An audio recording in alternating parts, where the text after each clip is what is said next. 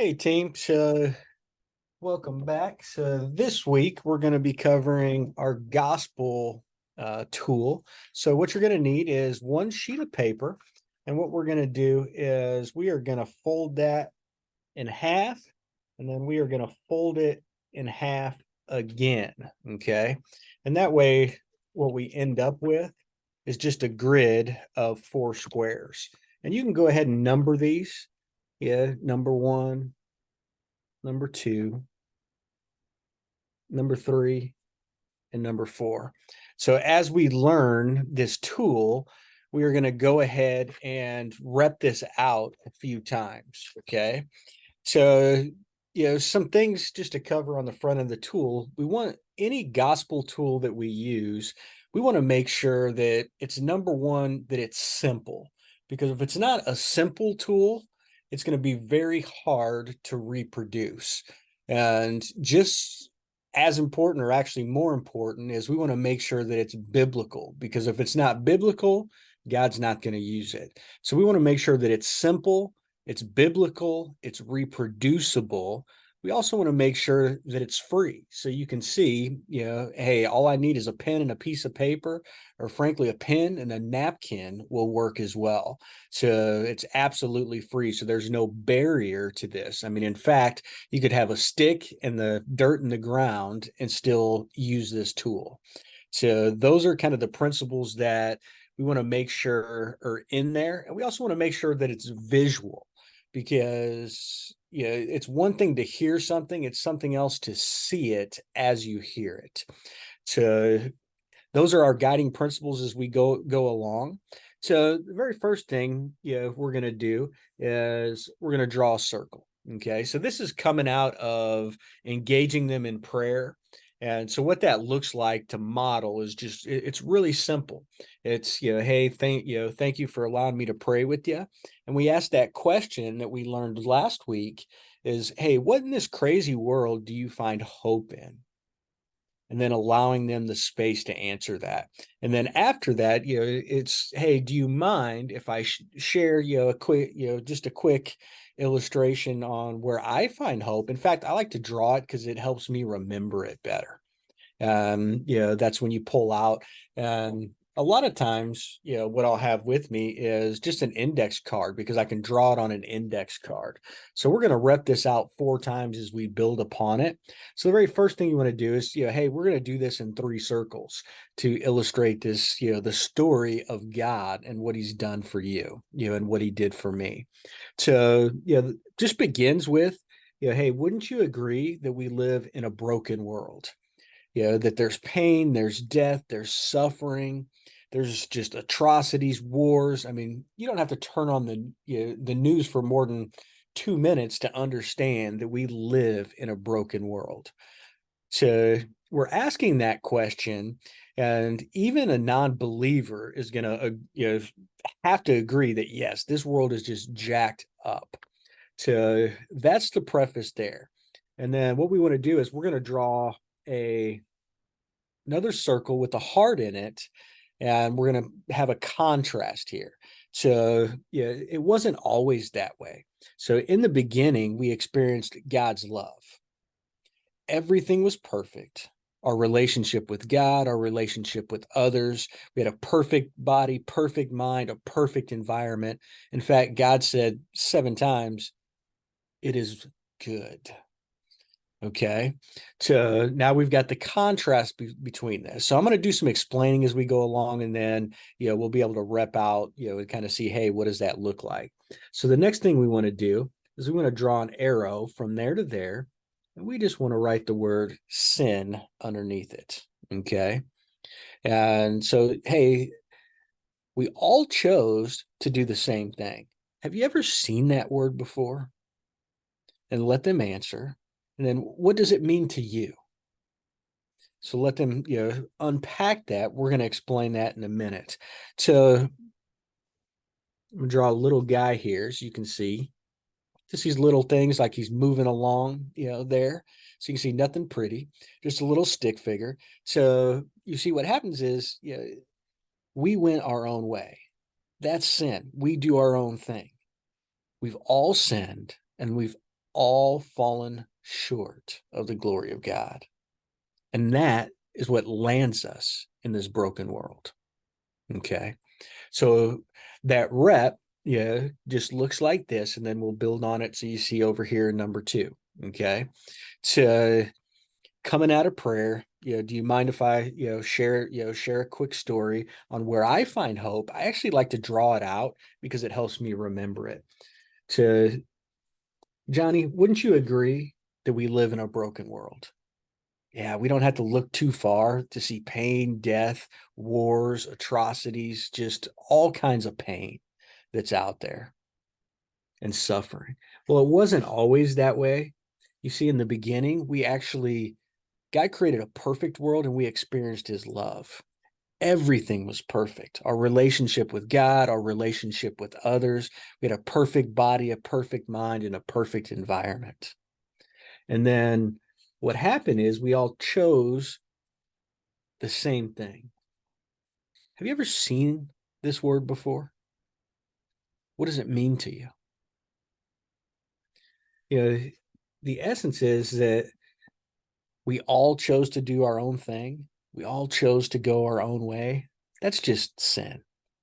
See, we've all sinned and we've all fallen short. That's what actually lands us in this broken world. And see, brokenness, it isn't any fun. So we try to numb it to some ways that I've seen are, hey, folks go out and they try to numb it with drugs or alcohol.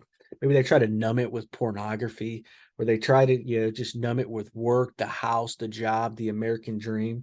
There's even folks that just think, hey, if I do enough works, I can work my way back to God. What are some ways that you've seen people try to numb the brokenness and the pain that exists in the world? And see, the problem with all these things is they may work for a little while, yeah, but they don't last. And it's just like a rubber band. They snap us right back into brokenness. And see, if we were to die today over here in the brokenness, we would be separated from God for forever. And we'd have to pay the full price for our sin because he's a just and perfect God.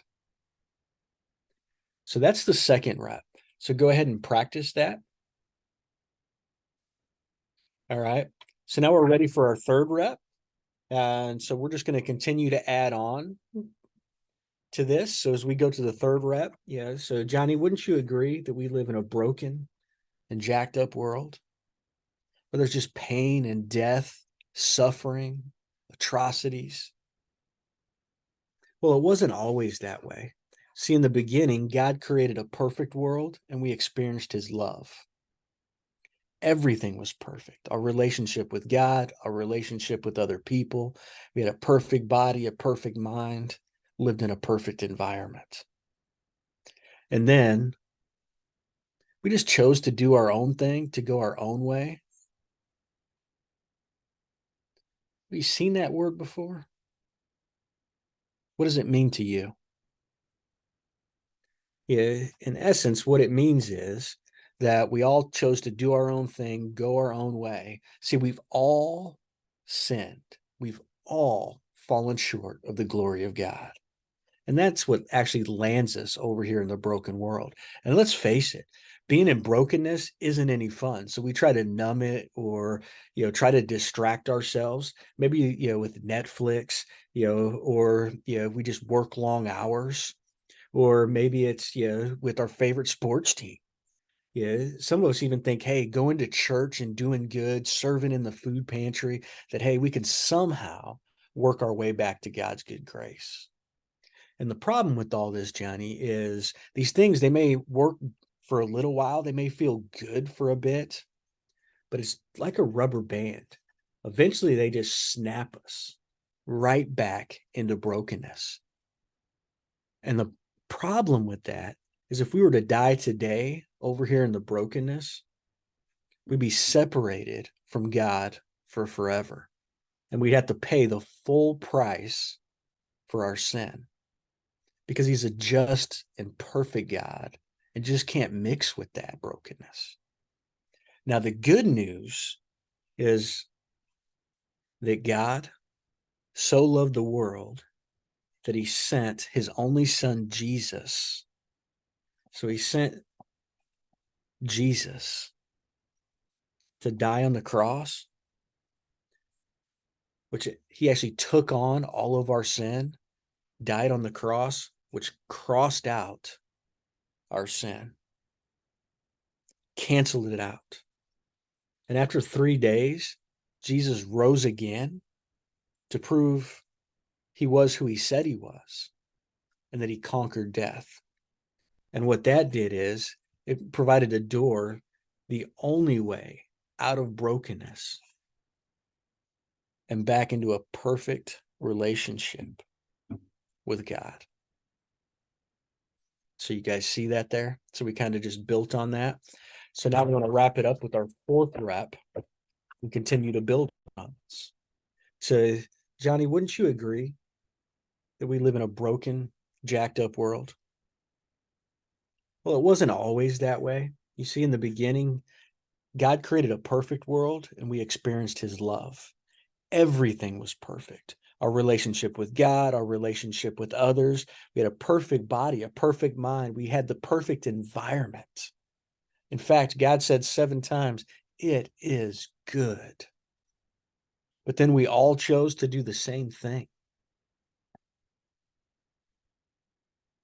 Sin. Have you seen that word before? What does it mean to you? You see, in essence, what it means is we all chose to do our own thing, that we knew better than God, to go our own way. And that is what landed us over here in a broken world. And let's face it, brokenness isn't any fun. So we all try to numb that or just distract ourselves from it in many different ways, whether that's drugs, alcohol, maybe it's going out to the bars, partying. Some people even think, hey, if I work hard enough, I can work my way back to God. And here's the problem with that. All these things, they may work for a little while, but eventually they just snap just like a rubber band and pull you right back into brokenness. And the problem with this is, Johnny, if we were to die today, over here in brokenness, we'd be separated from God forever. And we'd have to pay the full price for our sin because he's a just and perfect God and just can't mix with that sin and brokenness. Now, the good news is that God so loved the world that he sent his only son, Jesus, to take on our sin, to actually bear our sin, and pay the price for it by dying on the cross. Now, the even better news is after 3 days, Jesus rose again to prove who he was.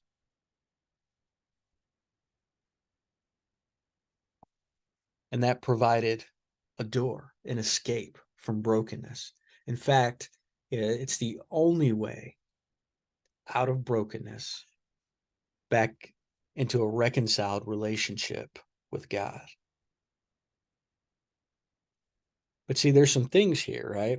It's a gift. So just like any other gift, we need to receive it. So there's a couple things, that we need to do. We need to repent. That's just a fancy word from turn away from all of our sin and all of these ways that we're trying to escape this brokenness, and believe, but not just with your head, but with your heart and every part of you, that Jesus is who he says he is, and that he did what God said he did. And then we need to surrender and crown Jesus the King of our life.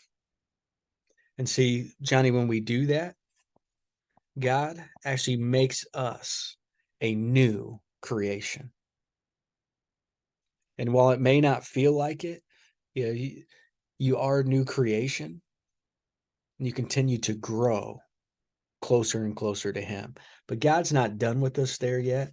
God actually sends us right back into brokenness to share with other people what Jesus has done for us and done for them on the cross. See, Johnny, there's two types of people in this world. There's those that are over here reconciled to God because they've repented, believed, and crowned Jesus the King of their life. And there's those that are still stuck over here in brokenness. Where do you see yourself? Guys, that is a very simple gospel presentation tool that breaks down the story of what God has done for all of us and what he's continuing to do, which is an important aspect of this tool. To take some time, just continue to rep this out. One of the best practices that I can give you is just to continue constantly each day, pull out a piece of paper and just do this. And pretty soon it will become second nature.